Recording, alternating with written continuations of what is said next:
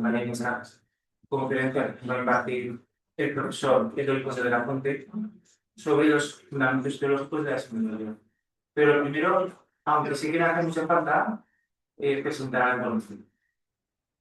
Nacido en Casaseca de Campeán, Zamora, el 15 de septiembre de 1974, es sacerdote de la diócesis de Burgos, es doctor en misionología por la Universidad Urbaniana de Roma, con una tesis sobre Karl Rahner titulada Dialéctica de lo cristiano y lo no cristiano.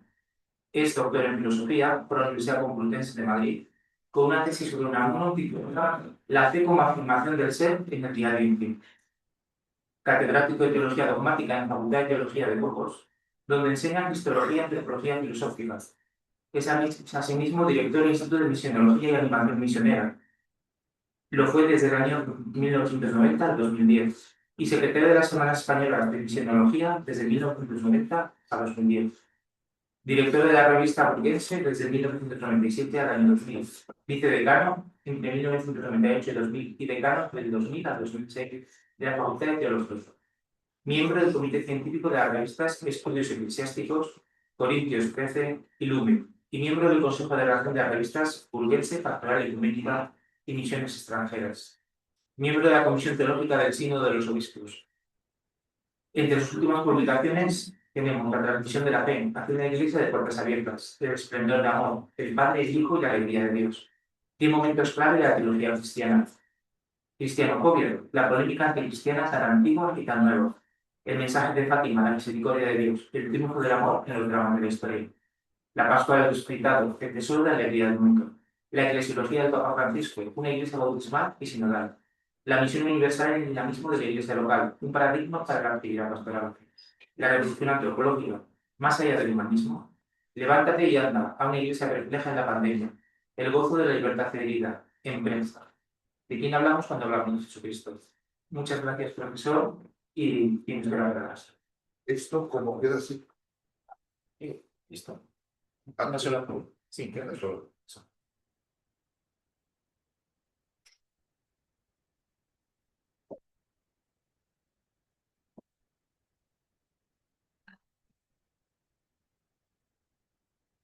Da igual, si no se interesa.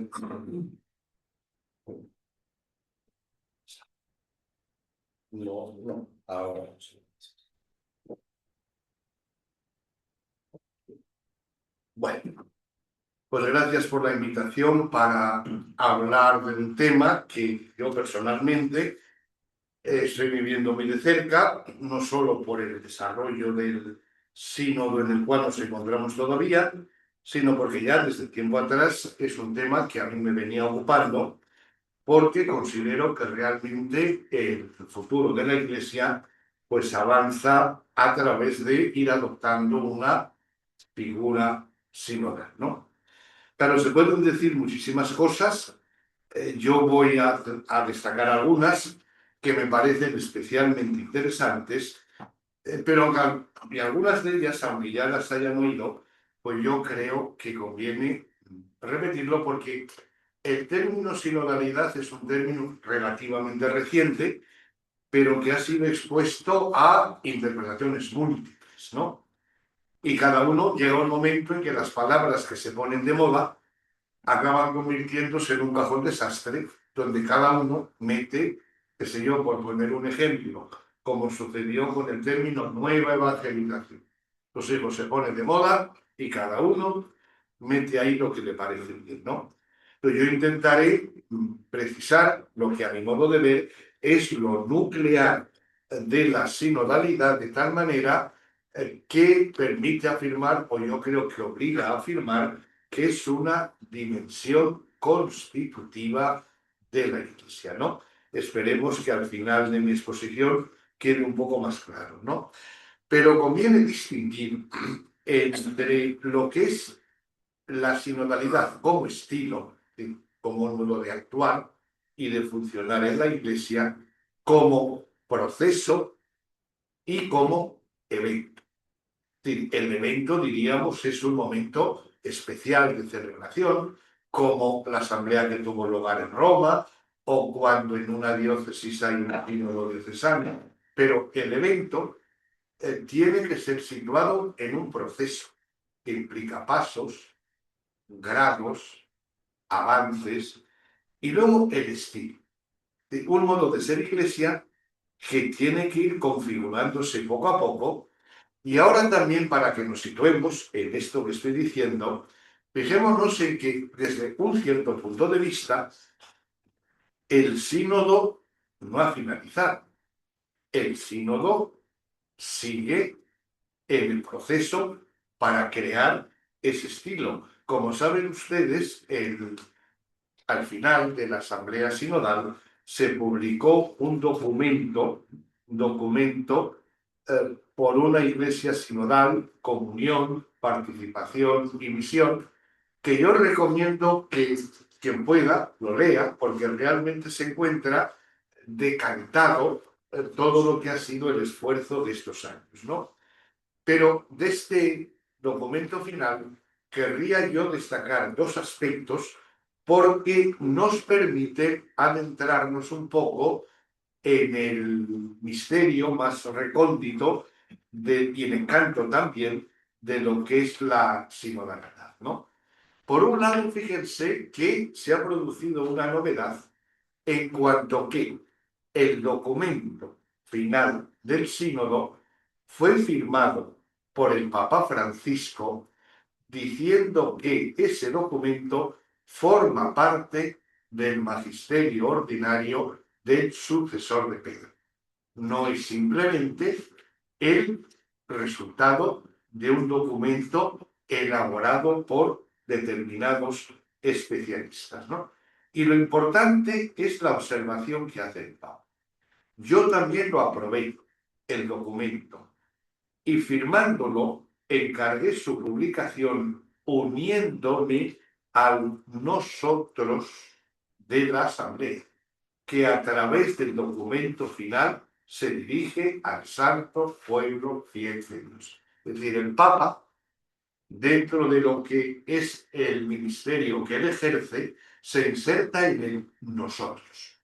Y ese nosotros, luego volveremos sobre ello, es una de las categorías claves que tendrían que brotar de la experiencia de la sinodalidad. El Papa, por tanto, tampoco está por fuera, por encima o al margen de lo que es la asamblea reunida en Roma, ¿no? Y a continuación, el Papa dice, porque ahora dice, es el momento de las iglesias locales y de las agrupaciones de iglesias que están llamadas a implementar en los diversos contextos esto que en este documento se conserva, ¿no? Es decir, ahora es el momento de las iglesias locales en su contexto. Por tanto, no se trata de aplicar una serie de normas o una serie de recetas, sino que se trata del difícil esfuerzo de ir acogiendo para hacer realidad lo que en estos años, como se dice en el documento final, digamos, se ha realizado en toda la Iglesia la escucha de lo que el Espíritu está diciendo a las iglesias. Por tanto, podríamos decir, ahora es el momento decisivo, porque es cuando, en lo concreto, son las iglesias las que tienen que realizar esta tarea. Yo recuerdo en la sesión solemne de apertura en Roma, cuando intervino el cardenal Gref y decía, porque no estaba previsto, ¿verdad? Pero él decía, por la lógica de la cosa, pues puede ser que al final, en la asamblea celebrada en Roma, evidentemente salga un documento y que a lo mejor lo hace el Papa, pero puede hacerlo sin que pase por las iglesias locales. Es decir, el proceso sinodal comenzó con una consulta realizada, por así decir, en la base, ¿no? En lo concreto de la vida eclesial, ¿no? Hubo luego encuentros a nivel nacional, continental y luego en Roma, pero cuando se tiene en Roma la asamblea final, el evento, ese es el final. y que salga simplemente un documento, o no es necesario, para que vean la lógica de fondo, ¿no?, que este documento vuelva a ser leído, releído por las iglesias locales, para que las iglesias locales digan, efectivamente, nos encontramos en situación de responsabilidad. Y ahora esto es tarea nuestra. Desde el punto de vista teológico, hay un aspecto que puede parecer a lo mejor de erudición de especialistas, ¿no? Pero sin embargo, a mi modo de ver, es, desde mi punto de vista, ¿verdad?, la novedad teológica más relevante de todo este proceso sinodal, ¿no? Y es el siguiente: para alguien que tenga más inquietudes o curiosidad teológica, se puede fijar en que en este documento nunca se habla de la Iglesia Católica, tal y como hablamos normalmente, ¿no? La Iglesia Católica lo decimos para referirnos a la Iglesia en general. Bueno, pues ese modo de hablar se evita conscientemente en el documento y se habla de toda la Iglesia o la Iglesia entera. ¿Y cuál es la razón de fondo? Que es lo que yo quiero destacar: que la catolicidad se realiza en cada una de las iglesias católicas o de las iglesias locales. Es decir, que si utilizamos la expresión Iglesia Católica, no podemos referirla automática y directamente a la Iglesia Universal. Cada iglesia, por ser iglesia, es iglesia en sentido pleno, es decir, tiene todas las características propias del ser iglesia, aunque no sea toda la iglesia, pero es iglesia en sentido pleno y vive en comunión con las otras iglesias. Esto simplemente para que vean desde un detalle aparentemente insignificante, que no es fácil darse cuenta si no está uno metido en la polémica, en la cuestión, pero me parece que es importante para radicar la sinodalidad en su verdadero lugar. Es decir, ahora es el momento en que cada iglesia local, porque es católica, tiene que desarrollar este tipo de perspectivas o de modo de ser o de modo de actuar, porque así realiza su catolicidad. Y luego, además, se dice cada iglesia en su contexto, porque no todas las iglesias son iguales. Puedo recordar, por ejemplo, en la Asamblea Sinodal se planteó en un momento, ¿no? Dadas las circunstancias del momento en que hay tanta gente psicológicamente necesitada de ayuda, etcétera, etcétera, ¿no sería bueno crear el ministerio de la escucha? Bueno, puede parecer evidente, pero claro, también se dice, bueno, pero es que esa situación o esa exigencia no es la misma en todas las iglesias. Por tanto, dejemos que sea cada iglesia la que, a la luz de su contexto, vea lo que conviene. Estas iglesias tienen músculo, tienen capacidad de creatividad para luego, porque, por ejemplo, hay temas, digamos así, más concretos, yo no voy a entrar, el tema del discernimiento, de la rendición de cuentas, de cómo se estructura todo el proceso de la toma de decisiones, ¿no? Pues se dice en el documento: cada iglesia o cada agrupación de iglesias en una región tiene que ver qué pasos da para desarrollar esto. No tiene por qué venir de Roma. Es una invitación y un estímulo para que las iglesias, ¿no?, sean sujetos protagonistas de ese modo de ser, ¿no? Porque, por eso, la sinodalidad es una dimensión constitutiva de la Iglesia, de tal manera que esto donde se realiza es en las iglesias concretas. Porque vamos a ver, la Iglesia ¿dónde existe? La Iglesia no existe en abstracto, ¿no? No existe en abstracto en un mundo platónico que está por encima de la experiencia cotidiana. La Iglesia existe en y desde las iglesias concretas, como bien decía Lumen Gentium 23, ¿no? Entonces, desde las iglesias concretas es donde uno encuentra a la Iglesia, ¿no? Y desde mi punto de vista, a nivel teológico, pero también a nivel pastoral y espiritual, hoy es una ocasión privilegiada y yo creo que necesaria para redescubrir el sentido de la iglesia local como sujeto, como nosotros, ¿no? Precisamente porque en Zaragoza, como en Burgos, ¿verdad? No todos los miembros de la sociedad se sienten iglesia. Entonces, claro, en este momento, es cuando aquellos que en la sociedad de Zaragoza o en la sociedad de Burgos son llamados y convocados, ¿no? Surge la iglesia.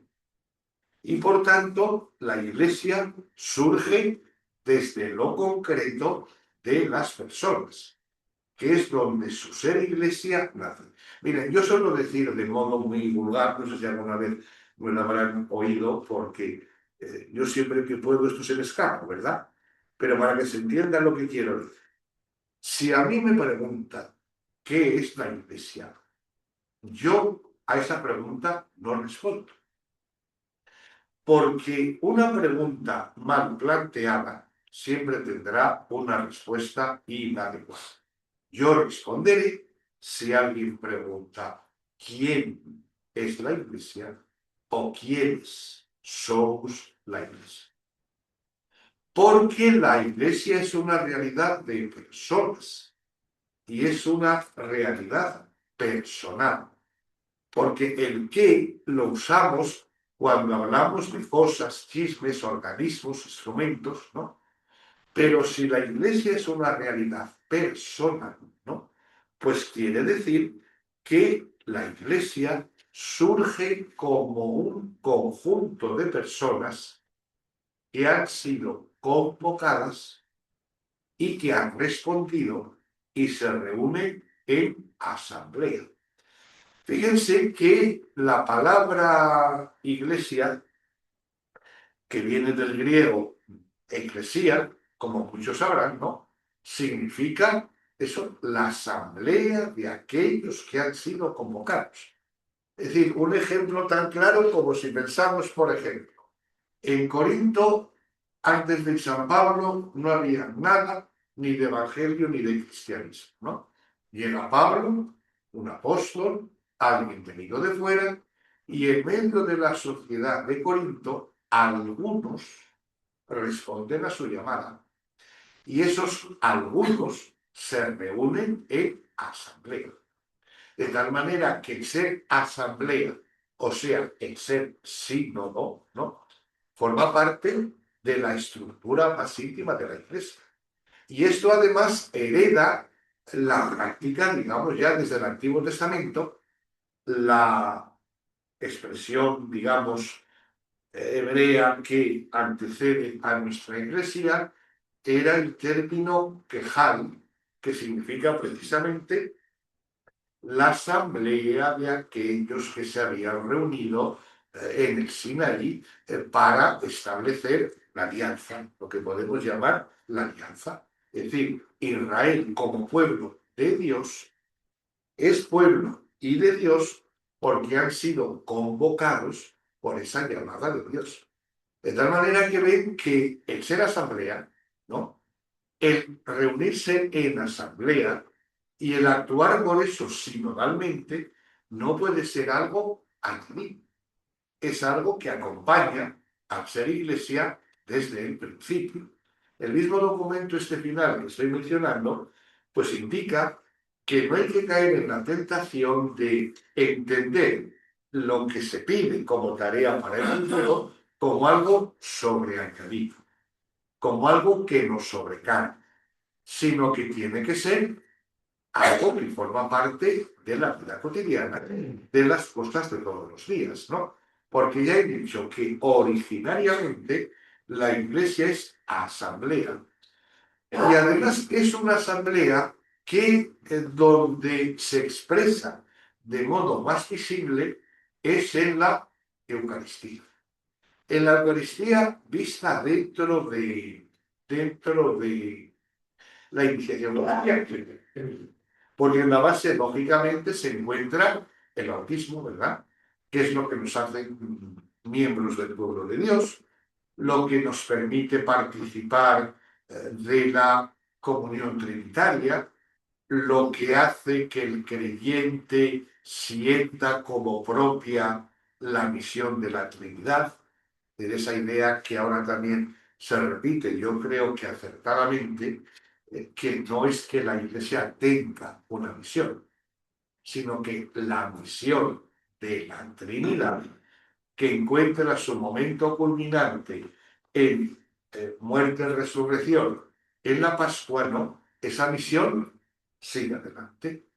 Y porque tiene vocación de futuro, porque la misión de la Trinidad, en virtud del envío del Hijo y del Espíritu, tiene que seguir adelante, ¿verdad? Pues es por eso por lo que existe la Iglesia. La Iglesia existe porque ha sido convocada, porque hay una misión que cumplir. De tal manera que ven que comunión, misión, van íntimamente unidas, ¿no? Pero esto solo es posible como pensando en las personas que se reúnen, sobre todo de modo oficial y público, en la celebración eucarística dominical, porque ahí es donde encuentran la fuente y el alimento de su propia existencia, ¿no? Una de las cuestiones también que emergió al final de la Asamblea Sinodal era la necesidad de profundizar y concretar la relación entre Eucaristía y sinodalidad. Porque podemos decir, es que es lo mismo. Es decir, el icono, la imagen, la realización plena de lo que es la vida sinodal o una iglesia que se hace sínodo, lo podemos ver en la Eucaristía. Yo recuerdo que ya en Burgos hace muchos años, ¿verdad? Hubo un sínodo diocesano, yo fui entonces el secretario del asunto, ¿verdad? Y claro, yo solía insistir en que el sentido de un sínodo diocesano no se puede captar más que desde la Eucaristía de clausura. Y de algún modo lo podemos ver en cualquier Eucaristía, ¿no? Porque en la Eucaristía, por ejemplo, vemos que se puede mostrar, si queremos, ¿verdad? Se puede mostrar lo que es la sinodalidad en ejercicio, desde lo más cotidiano, porque, anticipando algo que volveré a decir después, es donde se ve la articulación o la conjugación de la tarea y el papel de uno, algunos y todos. Es decir, la sinodalidad es un arte, es una obra de artesanía, ¿no? En la cual hay que ir conjugando el papel de uno, de algunos y de todos. De uno, porque hay alguien que preside. El que preside es, diríamos, el icono sacramento del Señor resucitado que convoca a su iglesia, ¿no? Y esa iniciativa previa del resucitado se hace visible en la figura de quien preside. Pero es que en la Eucaristía hay algunos que cantan, que hacen la colecta, que luego dan la comunión, que leen las escrituras, que acogen a los que llegan. Hay algunos que tienen determinadas tareas, ¿no? Y no todos. Es decir, el conjunto de la asamblea que es el sujeto de la celebración, ¿no? Pero es que además, si esto lo desarrollamos un poco más, vemos que la sinodalidad en ejercicio a partir de la Eucaristía, que debería ser, como digo, el reflejo, el icono, la mejor imagen de la sinodalidad, en la celebración eucarística del domingo, tan difícil es que se haga presente lo que es la vida real de esa comunidad eclesial. Por ejemplo, es una cosa que yo comprendo, que yo también soy español y castellano, y soy también de los que miran y no, ¿verdad? Y queremos que la Eucaristía pues dure, en fin, lo justo, ¿no? Claro, yo eso lo comprendo, pero desde otro punto de vista, por mucho que yo lo comprendo, creo que tienen razón quienes dicen, por ejemplo, o sea, tiene sentido que la colecta, por ejemplo, es algo que se va haciendo y la misa continúa.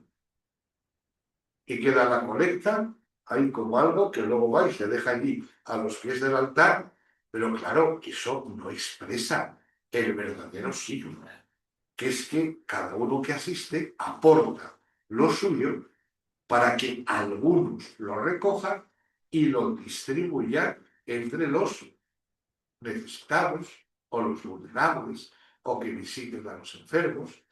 Es decir, fijémonos eso que lo que la Eucaristía puede ser si de verdad ahí se hace presente la vida entera de la comunidad eclesial en todas sus dimensiones, ¿no? Porque sí que hay lugares donde, por ejemplo, además la primera descripción así larga de una Eucaristía en este plan la encontramos en San Justino, ¿verdad? En la Apología, donde va contando, ¿verdad? Y menciona eso, cómo se hace la colecta, porque cada uno aporta y tal, pero algunos lo cogen, pero para llevarlo a sus destinatarios, porque esos van en nombre de la asamblea y en nombre de la comunidad. De tal manera que en la celebración litúrgica pues se puede hacer presente esa dimensión de la vida y de tal manera que se conjuga, digamos eso, ese arte, ¿no?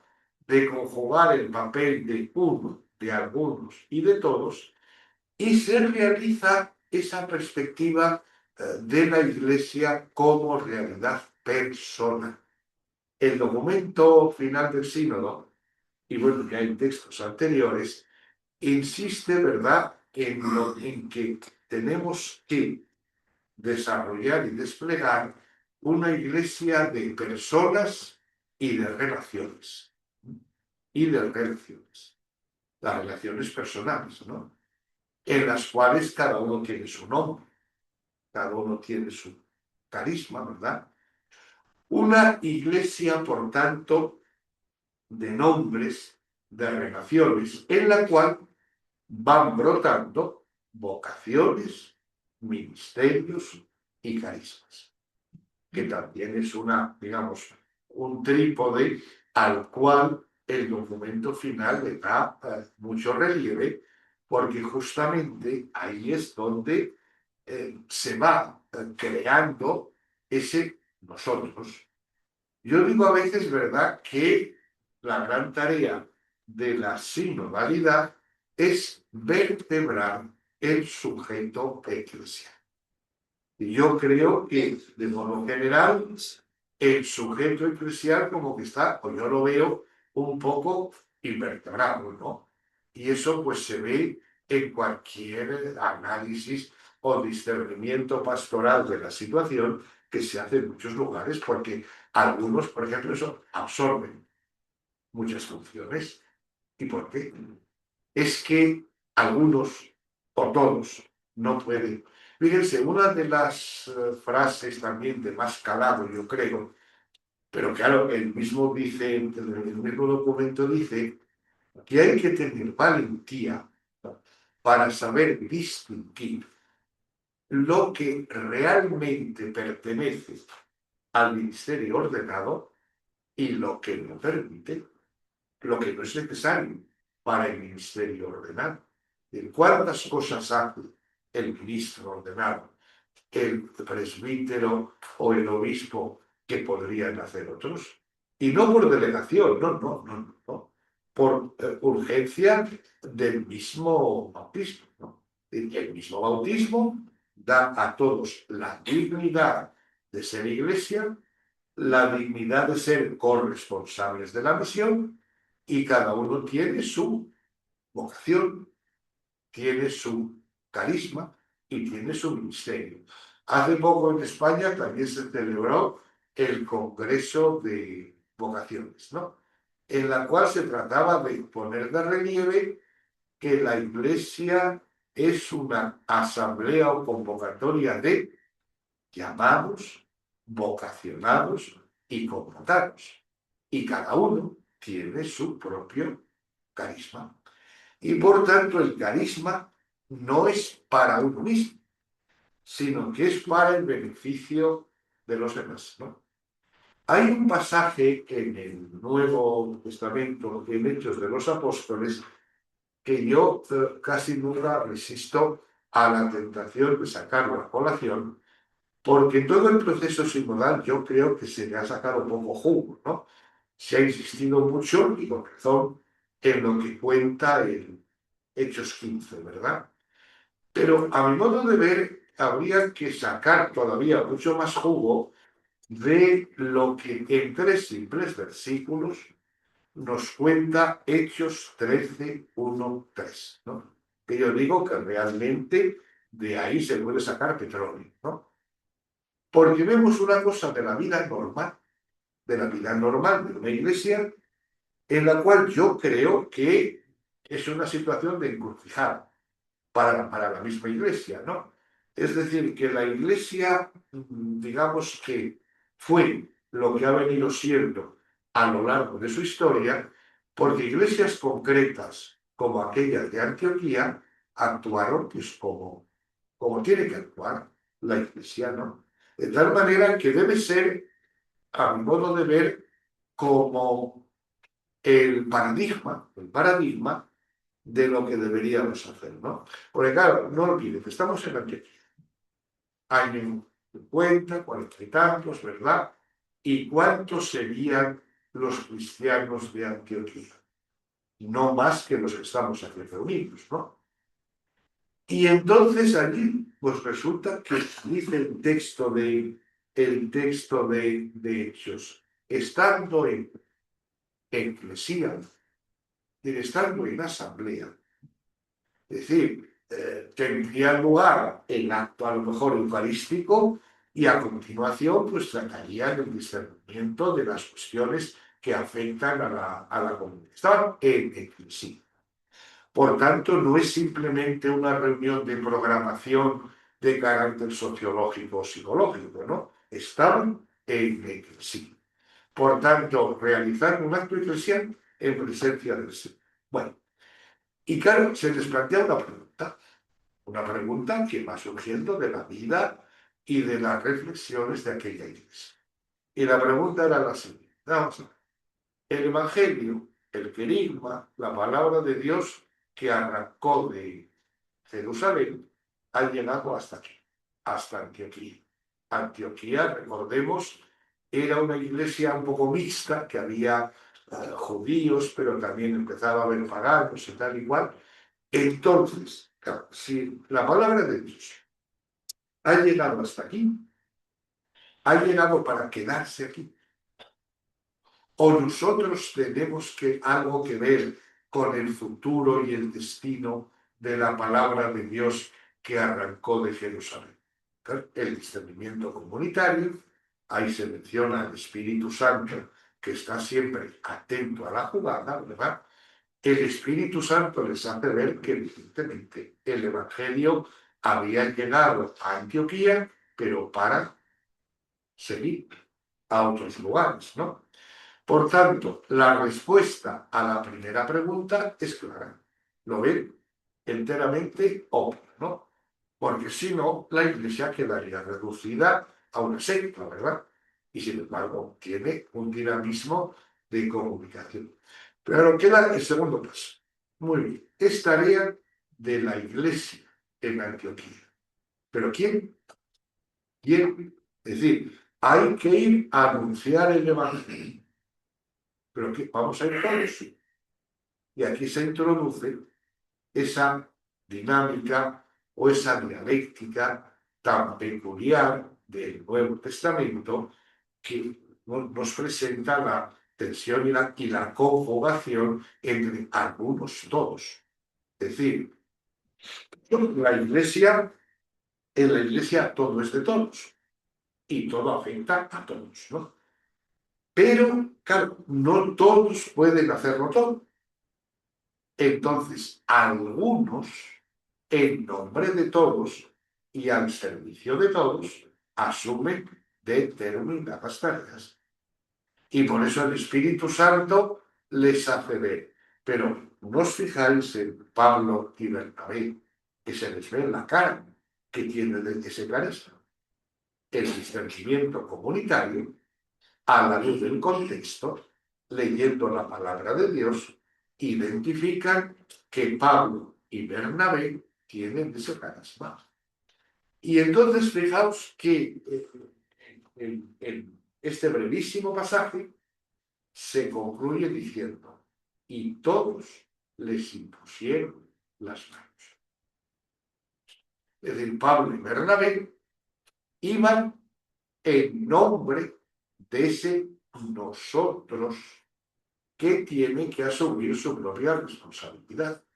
Es decir, el carisma de dos personas particulares se integra en el nosotros, que es la Iglesia, que es el sujeto que tiene que vertebrarse para conjugar carismas, ministerios, dones, de cara a la misión que van abriendo el Espíritu y el resucitar. Entonces uno se pregunta, este modo tan elemental y normal, como actuó la Iglesia de Antioquía en aquel momento, eso no es aplicable en cualquier lugar. O sea, ¿por qué hay miedo a este tipo de discernimiento comunitario que, como vemos, brota de lo más íntimo del ser eclesial, ¿no? Por eso, la frase tan citada, desde, sobre todo desde que Francisco tuvo aquel discurso el año 17 sobre el sentido de la sinodalidad, recordando aquella frase de San Juan Crisóstomo, que la Iglesia tiene nombre símbolo, o que sínodo es nombre de la Iglesia. Porque en el fondo, esta anécdota, entre comillas, que acabo de comentar, como veis, se trata no de una pura salir del paso, de una tarea pastoral, sino de algo en lo que está en juego, el mismo ser de la Iglesia, ¿no? Y por eso, claro, es algo constructivo. Y ahí se ven cómo se realiza en lo concreto ese caminar juntos, es decir, el pueblo de Dios peregrino, que en las distintas encrucijadas de la historia, como respuesta a su identidad y como ejercicio de su misión, va tomando las respuestas permanentes. Por tanto, que una iglesia concreta o una parroquia o unas diócesis realicen este tipo de discernimiento debería formar parte de lo cotidiano de la iglesia. Porque, repito, es decir, la iglesia está en asamblea, oiga, es que es asamblea. Entonces, por ejemplo, el mismo documento este dice, bueno, ¿y por qué no potenciar más, por ejemplo, asambleas parroquiales, sínodos diocesanos, concilios provinciales? Porque esto ha formado parte de la vida de la Iglesia, ¿no? Y no hay momentos en la historia en el cual este tipo de tarea se hace a lo mejor urgente y conveniente. ¿Por qué surgió y por qué Juan 23 convocó el Concilio Vaticano II? Bueno, era una encrucijada en la historia de la Iglesia, un mundo que acababa, la Iglesia tenía que situarse en un mundo distinto, entonces no es conveniente convocar a la Iglesia en sí, ¿no? Yo pienso, por ejemplo, ahora en nuestra Castilla, ¿no? Unas características peculiares, en un momento de transición histórica, por muchos motivos también profundamente cambiante. ¿Por qué no convocar, por ejemplo, un concilio provincial de las iglesias de una nación? Precisamente porque comparte unas preocupaciones, porque cada iglesia local no vive aisladamente, sino que vive en comunión con las otras, que es otro modo de expresar esta convicción de que la singularidad brota de lo más íntimo del ser eclesial. Muchos autores dicen, por ejemplo, que en la antigüedad el nombramiento de obispo para una diócesis era prácticamente algo así como un concilio, porque no se trata de que hay que nombrar obispo para una diócesis. De lo que se trata es de dar un obispo a esta iglesia. O sea, esta iglesia necesita un obispo, porque el otro se murió o lo que fuera, ¿no? Entonces, claro, ¿quién le da? Pues bien, la iglesia, la comunión de las iglesias del entorno, sale al servicio y al apoyo de esa iglesia, y por eso, claro, se pedía que en el acto de consagración del obispo estuvieran presentes los obispos de la región o del ámbito metropolitano, ¿no? De tal manera que así, y por supuesto, que estuviera presente el metropolitano. Porque esa cuestión no afecta solo a esa iglesia, afecta a las otras. Y las otras también, pues eso, están en comunión con esa y salen al paso de esa necesidad y en ese momento se entregan fulanito, va a ser el obispo de esta iglesia. Y el pueblo reunido lo acoge, lo recibe, lo acepta y queda nombrado, por así decir, obispo. Pero a lo mejor es que la palabra adecuada no es quedar nombrado. Ese señor se sienta en la sede que han ocupado otros obispos como signo de la comunión que a través de la historia mantiene el carácter apostólico de esa iglesia, ¿no? Es decir, que son gestos, ¿verdad?, de carácter ritual litúrgico, pero que enseguida nos damos cuenta de que tiene una profunda trascendencia y una hondura de carácter eclesial y teológico, ¿no? Y aquí, como ven, pues se conjuga por eso el aspecto estrictamente trinitario. Ya hemos dicho eso, que el bautismo, ¿verdad?, el que abre el camino para participar de la comunión y de la misión que brota de la Trinidad. El bautismo es el que eso actualiza esa participación de cada uno en la misión, que luego se concreta en el sacramento de la confirmación. La confirmación, ya ven, si no es el momento más adecuado para que, porque el protagonista, que es el Espíritu, cuando la Iglesia sale del cenar y en Pentecostés se encuentra entre los dramas y las divisiones de este mundo, cada uno con su lengua, con sus problemas, etcétera, ¿verdad? Pero claro, los dones del Espíritu van siempre entregados para que cada bautizado aporte su don, su vocación o su carisma al conjunto de la Iglesia, a la luz de la misión. Y claro, esta iniciación de bautismo, confirmación, se consuma en la Eucaristía, donde todo esto, como veíamos, se vive en comunión, ¿no? Por tanto, vemos que, es decir, desde esta clave, ¿verdad?, pues se puede ver de modo armónico los elementos fundamentales de la fe, ¿no? De tal manera que todo en la Iglesia vaya brotando de estas relaciones personales que se alimentan de los sacramentos y que dan contenido de realidad y de experiencia.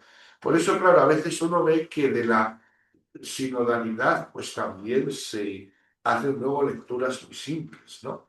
Pues claro, toda iglesia desde este punto de vista, lógicamente, en cuanto refleja la ternura y la misericordia del Dios trinitario, la iglesia tiene que vivir su misión, pues eso, entre las heridas de este mundo y también desde los propios fallos que tiene la iglesia, ¿no? Pero que en el fondo lo que importa es la realidad que está funcionando por debajo, que hace que la iglesia sea realmente iglesia y que de este modo se evitaría, claro, es uno de los peligros, ¿verdad? La facilidad con que la gente pues traduce sinodalidad con democracia o reunión sinodal con una reunión parlamentaria. Y bien sabemos que por el ser mismo de la Iglesia, esa traducción es inadecuada, por dos razones, ¿no? En primer lugar, porque en la democracia, tal y como funciona en nuestro mundo, normalmente hay vencedores y vencidos. Los que ganan se llevan todo el poder y los que pierden nada, que esperen a las próximas elecciones. Claro, en la Iglesia no puede haber vencedores y vencidos, ¿no? Eso por un lado, ¿no? Y por otro lado, todas las reuniones conciliares y sinodales en la vida de la Iglesia, aunque luego, claro, no siempre se ha conseguido idealmente, pues porque somos como somos, ¿no? Pero lo que se busca siempre es el consenso. El consenso. Es decir, en un concilio ecuménico, por ejemplo, lo que se pretende es identificar bien aquello de lo que todos vamos a dar testimonio. Que no es simplemente decir a ver si gano yo, o mi grupo, o mi tendencia, ¿no? Sino que a ver en qué estamos convocados para dar el testimonio concorde o unánime de la fe. Por tanto, el consenso no es cuestión de negociación, es cuestión de ir a la raíz y al fundamento del ser iglesia y de la fe, ¿no? De tal manera que también la iglesia tiene, digamos, que salvaguardarse de lecturas que reduzcan todo esto a un fenómeno, pues eso, sociológico o psicológico, ¿no?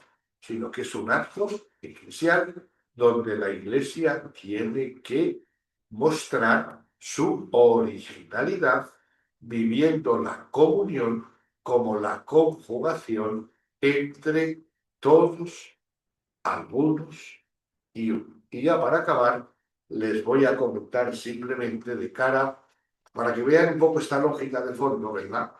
En qué medida hay que explorarla para que se manifieste a otros niveles, pero se cita en el documento final del sínodo y se ha citado en muchos documentos durante todo el proceso sinodal, el canon 34 de los apóstoles, ¿no?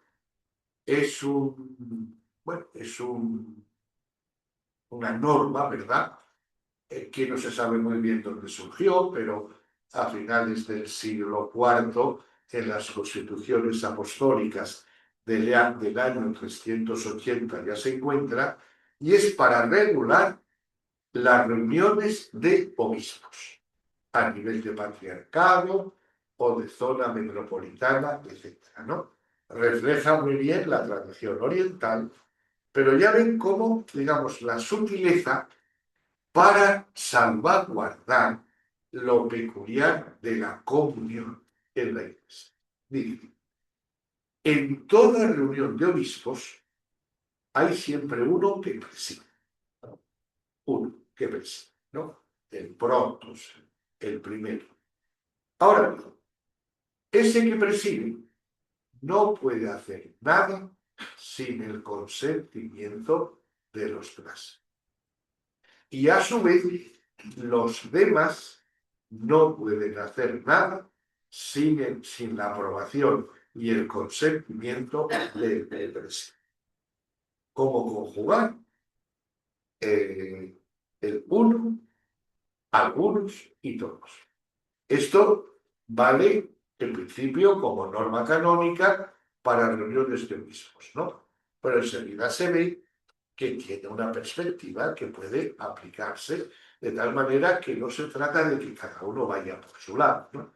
Y luego es significativo que este mismo canon, también recogiendo la tradición oriental, acaba diciendo gloria al Padre, al Hijo y al Espíritu.